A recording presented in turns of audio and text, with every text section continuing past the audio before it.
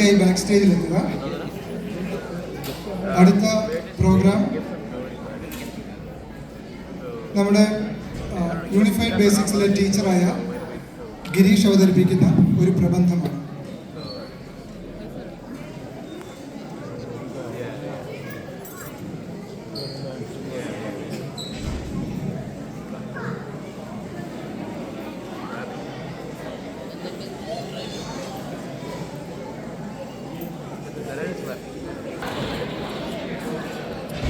നമസ്കാരം. വേദിയിലെ പ്രിയപ്പെട്ട മലയാളികൾക്ക് എൻ്റെ ഹൃദയം നിറഞ്ഞ നന്മ മലയാളം ഡേ ആശംസകൾ. ഇന്ന് നന്മയുടെ ഈ വേദിയിൽ വേരുകൾ തേടിയുള്ള യാത്ര, മലയാളം എന്ന സ്നേഹഭാഷ എന്ന പേരിൽ തയ്യാറാക്കിയ എൻ്റെ പ്രബന്ധം അവതരിപ്പിക്കാൻ ഞാൻ ആഗ്രഹിക്കുന്നു. എൻ്റെ പേര് ഗിരീഷ്. കഴിഞ്ഞ 5-6 വർഷമായി നന്മ മലയാളം അക്കാഡമിയുടെ ഒരു ടീച്ചറാണ് ഞാൻ. എൻ്റെ ഈ അധ്യാപക യാത്ര തുടങ്ങിയത് കിൻഡർ ഗാർഡൻ പ്രായമുള്ള കുട്ടികളെ ലെവൽ 1 പഠിപ്പിച്ചുകൊണ്ടാണ്. സത്യത്തിൽ പറഞ്ഞാൽ ക്ലാസ്സിൻ്റെ ആദ്യ ദിവസങ്ങളിൽ ഈ 5ഉം 6ഉം വയസ്സുള്ള കുട്ടികളെ കാണുമ്പോൾ എനിക്ക് പലപ്പോഴും തോന്നിയിട്ടുണ്ട് അവർ വരുന്നത് മാതാപിതാക്കളുടെ വലിയ നിർബന്ധം കൊണ്ടാണ്. ശനിയാഴ്ചകളിലെ മനോഹരമായ പ്രഭാതങ്ങളിൽ പുറത്ത് കളിക്കാൻ പോകേണ്ട സമയത്ത് അക്ഷരം പഠിക്കാനിരിക്കുമ്പോൾ അവരുടെ മുഖത്ത് ചെറിയൊരു വിമുഖത കാണാം. എന്നാൽ കുറച്ചാഴ്ച കഴിയുമ്പോൾ എന്നെ അത്ഭുതപ്പെടുത്തുന്ന ഒരു കാഴ്ചയുണ്ട്. ഈ കൊച്ചുകുട്ടികൾ മലയാളം എന്ന സങ്കീർണമായ ഭാഷയെ വളരെ പെട്ടെന്ന് സ്വായത്തമാക്കുന്നു. വലിയവർക്ക് പോലും ഉച്ചരിക്കാൻ പ്രയാസമുള്ള അക്ഷരങ്ങൾ അവർ അനായാസം കൈകാര്യം ചെയ്യുന്നു. കുറഞ്ഞ കാലം കൊണ്ട് ഫ്ലുവൻ്റായി സംസാരിക്കാൻ തുടങ്ങുകയും അത് കാണുമ്പോൾ നമ്മുടെ ഭാഷയുടെയും ഈ കുട്ടികളുടെയും ശക്തി എനിക്ക് മനസ്സിലാകുന്നു. അവർക്ക് മലയാളം എന്നത് വീട്ടിലെ അപ്പൂപ്പനോടും അമ്മമ്മയോടും സംസാരിക്കാനുള്ള ഒരു സീക്രട്ട് കോഡ് പോലെയാണ്. എന്നാൽ കഴിഞ്ഞ കുറച്ച് വർഷങ്ങളായി വലിയൊരു മാറ്റം ഞങ്ങൾ കാണുന്നുണ്ട്. ഇവിടെ അമേരിക്കയിൽ ജനിച്ചു വളർന്ന നമ്മുടെ 2ാം തലമുറയും മലയാളികളെ വിവാഹം കഴിച്ച മലയാളി അല്ലാത്തവരും ഇന്ന് വലിയ ആവേശത്തോടെ മലയാളം പഠിക്കാൻ മുന്നോട്ട് വരുന്നു. സ്വന്തം വേരുകൾ തേടിയുള്ള അവരുടെ ഈ ആവേശം കണ്ടപ്പോഴാണ് കഴിഞ്ഞ വർഷം ഞങ്ങൾ യൂണിഫൈഡ് ബേസിക്സ് എന്നൊരു പുതിയ എക്സ്പെരിമെൻ്റൽ കോഴ്സിന് തുടക്കം കുറിച്ചത്.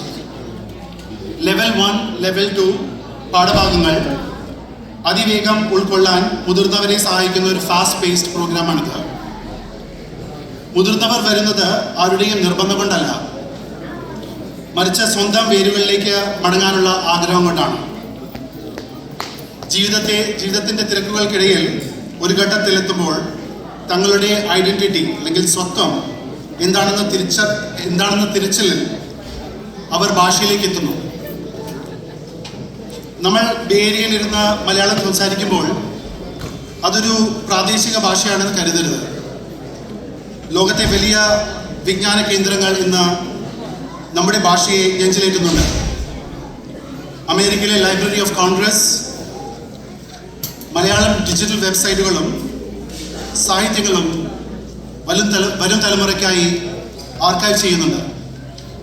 അതുപോലെ തന്നെ the South Asia Open Archives എന്ന സംരംഭം University of Texas at Austin പോലുള്ള വലിയ സ്ഥാപനങ്ങളുടെ സഹായത്തോടെ നമ്മുടെ പുരാതന രേഖകളും പുസ്തകങ്ങളും ഡിജിറ്റൈസ് ചെയ്ത് സംരക്ഷിക്കുന്നു. നമ്മുടെ ഭാഷ വെറും ഒരു പ്രാദേശിക സംസാര ഭാഷ മാത്രമല്ല, അതൊരു ആഗോള വിജ്ഞാന ഭാഷയായി മാറിക്കഴിഞ്ഞിരിക്കുന്നു. അമേരിക്കയിലെ കണക്കുകൾ നോക്കിയാൽ ഏകദേശം 5 ലക്ഷം മലയാളികളാണ് ഇവിടെയുള്ളത്. ഇതിൽ 3 ലക്ഷത്തോളം പേർ കേരളത്തിൽ നിന്ന് കുടിയേറിയ 1ാം തലമുറയാണ്, ദി ഫസ്റ്റ് ജനറേഷൻ ഇമിഗ്രൻസ്. എന്നാൽ ഇവിടെ വളരുന്ന 2 ലക്ഷത്തിലധികം വരുന്ന 2ാം തലമുറക്കാരെ നമ്മുടെ സംസ്കാരത്തോട് ചേർത്ത് നിൽക്കുക എന്ന ഒരു വലിയ ഉത്തരവാദിത്തമാണ് നന്മ പോലെയുള്ള സംഘടനകൾ നിർവഹിക്കുന്നത്. ഒരു അധ്യാപകൻ എന്ന നിലയിൽ ഈ 2 വിഭാഗങ്ങളെ പഠിപ്പിക്കുമ്പോഴും എനിക്ക് ലഭിക്കുന്ന അനുഭവങ്ങൾ തികച്ചും വ്യത്യസ്തമാണ്.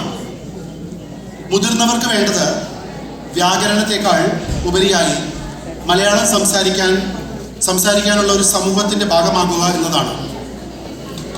എനിക്ക് എൻ്റെ പങ്കാളിയുടെ വീട്ടുകാരോട് സംസാരിക്കണം, അല്ലെങ്കിൽ നാട്ടിൽ മീൻ മാർക്കറ്റിൽ പോയാൽ ഒരു വിദേശിയെ പോലെ അല്ലാതെ നിൽക്കാനാണ് എനിക്ക് ആഗ്രഹം. ഇതാണ് അവരുടെ ലക്ഷ്യം. അവിടെ ഞങ്ങൾ ഗ്രാമർ മനഃപ്പാടമാക്കാറില്ല. പകരം യഥാർത്ഥ ജീവിത സാഹചര്യങ്ങൾ അഭിനയിച്ച് പഠിക്കുന്നു. ഒരു കടയിൽ പോയാലോ ഒരു യാത്ര പോയാലോ എങ്ങനെ സംസാരിക്കണം എന്ന് ഞങ്ങൾ പരിശീലിക്കുന്നു. തെറ്റുകൾ വരുമെന്ന പേടി മാറ്റി ആത്മവിശ്വാസത്തോടെ സംസാരിക്കാൻ അവരെ പ്രാപ്തരാക്കുക എന്നതാണ് ഞങ്ങളുടെ രീതി. ഒരു വിദേശിയായ പങ്കാളി മലയാളത്തിൽ നമസ്കാരം എന്ന് പറയുമ്പോഴോ രണ്ടാം തലമുറയിൽപ്പെട്ട ഒരാൾ സ്വന്തം മക്കളോട് മലയാളത്തിൽ സംസാരിക്കാൻ ശ്രമിക്കുമ്പോഴോ ഉണ്ടാവുന്ന ആ ആത്മസംതൃപ്തി അത് വളരെ വലുതാണ്. നമ്മുടെ ഭാഷയെക്കുറിച്ച് നാം അഭിമാനത്തോടെ അറിയേണ്ട കുറച്ച് കാര്യങ്ങളുണ്ട്. മലയാളം വെറും ഒരു ഭാഷയല്ല.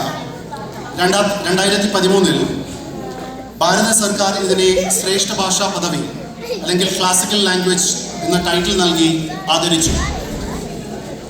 മലയാളം ലിപി പഠിക്കുന്നത് ബ്രെയിൻ ഡെവലപ്മെന്റിന് സഹായിക്കുമെന്ന് പഠനങ്ങൾ പറയുന്നു.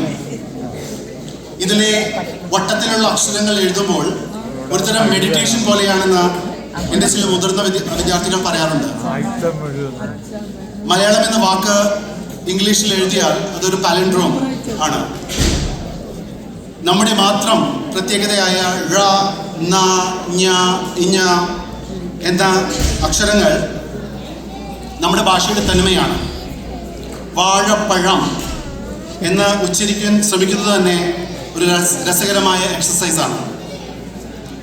ഭാഷ എന്നാൽ വെറുമൊരു കമ്മ്യൂണിക്കേഷനുള്ള മാർഗം മാത്രമല്ല, അത് നമ്മുടെ സംസ്കാരത്തിൻ്റെ ജീവനാഡിയാണ്. അമേരിക്ക പോലെ ഉള്ള ഒരു നാട്ടിൽ ജീവിക്കുമ്പോൾ നമ്മുടെ മക്കൾക്ക് വരും തലമുറയ്ക്കും ഈ ഭാഷ പകർന്നു നൽകുക എന്നതൊരു നിയോഗമാണ്. നമ്മളൊരു കുട്ടിക്ക് മലയാളം പഠിപ്പിച്ചു കൊടുക്കുമ്പോൾ അവർക്ക് 2000 വർഷം പഴക്കമുള്ള ഒരു സംസ്കാരത്തിൻ്റെ താക്കോലാണ് നമ്മൾ നൽകുന്നത്. കുട്ടികൾക്ക് മലയാളം ഒരു സമ്മാനമാണ്, ഒരു ഇൻഹെറിറ്റൻസ് ആണ്. മുതിർന്നവർക്ക് അത് തങ്ങളിൽ തന്നെ കണ്ടെത്താനുള്ള ഒരു വഴിയുമാണ്. കുഞ്ഞുണ്ണി മാഷ് പറഞ്ഞതുപോലെ വായിച്ചാൽ വിളയും, വായിച്ചില്ലെങ്കിൽ വളയും. ഈ രണ്ട് ലോകങ്ങളെയും തമ്മിൽ ബന്ധിപ്പിക്കാൻ നന്മയിലൂടെ എനിക്ക് കഴിയുന്നതിൽ ഞാൻ അഭിമാനിക്കുന്നു.